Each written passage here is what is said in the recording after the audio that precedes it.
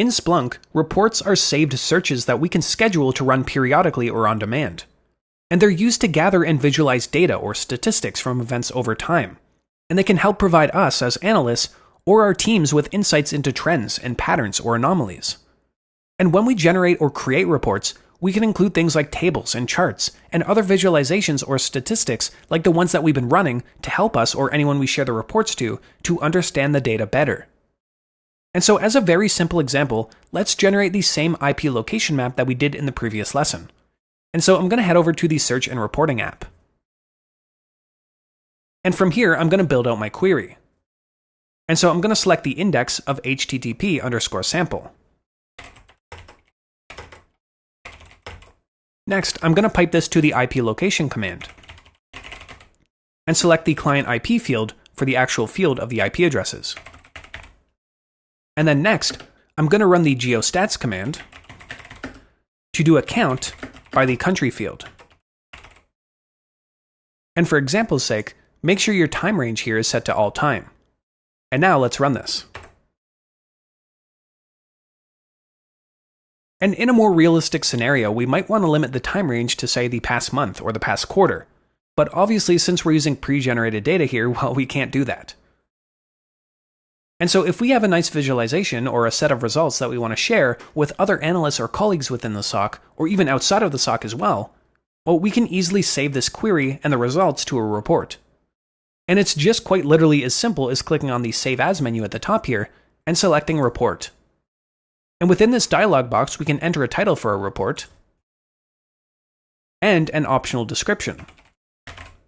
And note, it's best practice for an organization to define their own naming convention for these reports. And so typically a good recommendation is to name reports based off of the group the report is for, as well as the type of object it is, and a short description about what the report contains. And so instead of this title example here, we could call it something like security _report _ and then call it request by country. And next, we can select the content display type. And so we can choose if we want to display it in this map or this geo-based visualization, or something like a table. And so in this case, I'll leave it as cluster map here. And we can also select whether we want to display a time range picker or not. And so for anyone who runs the report, are they able to actually change the date range? And so in this case, it doesn't really matter, and so I'll just say yes here. And then after we're done, I'm just going to click on Save. And now that our report's saved and created, well, we can click on View here to preview it. Awesome. And so this looks good to me. And notice that we have the time range here since we enabled it. And so if we had consistent data coming in, we could modify this report to pull back the time range relevant to what we're looking for. And so, if I go up to the Reports tab in our app bar here, well, we can see a list of all of the different reports in our instance. And so we can see a number of default reports that ship with Splunk for management and such. However, we can also see our report second from the bottom. And so we can click on the Info button here to view the details of our report. We can click on it to manually run the report. We can also click on Edit here to edit various attributes or features about the report as well. For example, we can edit the permissions. Because by default, when a report is created, the permission settings are only set so only the owner or the creator of the report can view it. And so if I change this over to App, well, then all other users that have access to the Search and Reporting app can view it.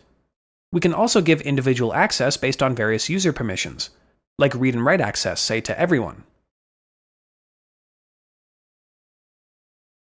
It's also important to note that reports are typically set to be run at certain time intervals, and we can do that by scheduling the report. And so if I go under Edit here, and under Edit Schedule, well, we can check off the Schedule Report button here.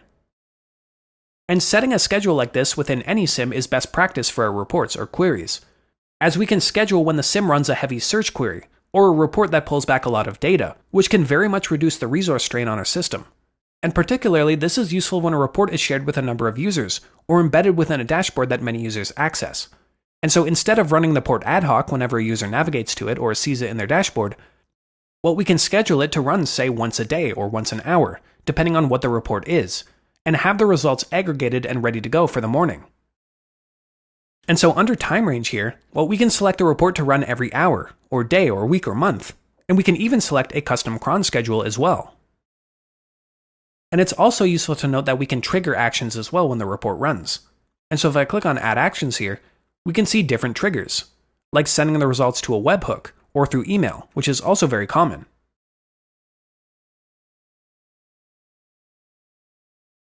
Now let's move on to talk about alerts.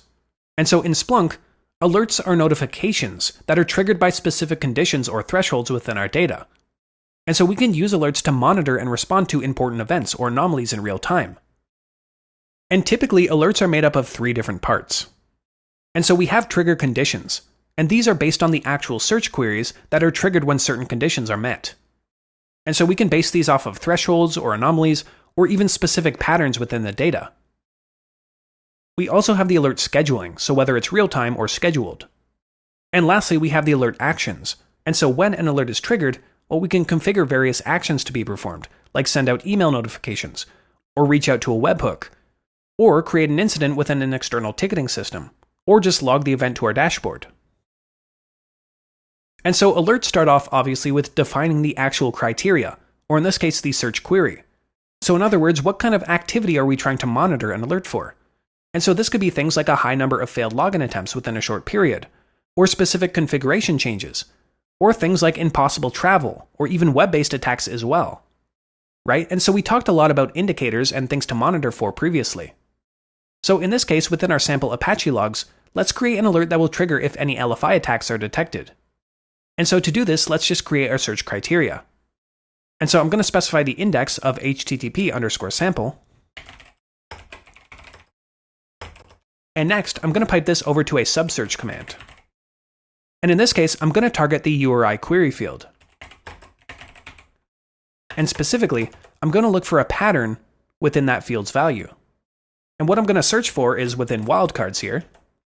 And then I'm going to search for %2e with another %2e, and then lastly with a %2f. And if you remember, this is the URL encoded data for the .. which is a common pattern found within LFI attacks. And so let's run this, and we should actually get some results as long as we change our time range here to all time. And you can see we're matching 2 different results, because again, they have that URL encoded data.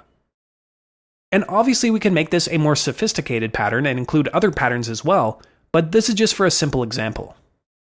And so once we've identified and tested out our alert query, well, we can click on Save As again. And this time we can go down to Alert. And we'll be given a number of different options to set up our alert. And so for the title here, I'm just going to call it something simple like alert_LFI detection. I'll leave description as optional. Under the alert type here, well, you can see we have either scheduled or real time. And so this will define how often Splunk will search this query and pull back events to see if any activity or events match our conditions. And so the schedule option here will run at set intervals. Or we could use real time, as the name suggests, to look for any activity in real time, which is what a lot of these rules like this will use. And so I'll leave it on real time. Under the trigger conditions here, well, we have a number of options.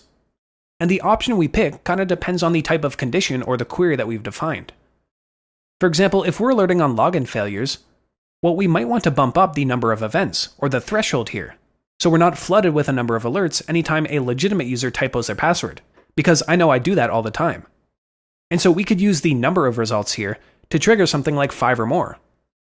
For our case, let's get alerted anytime we identify an LFI string or pattern, and mark it as per result.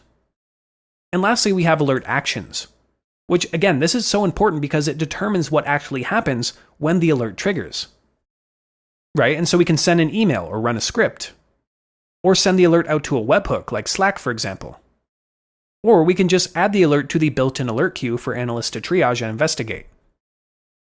And so since we're just demonstrating the feature here, let's just click on Add to Triggered Alerts.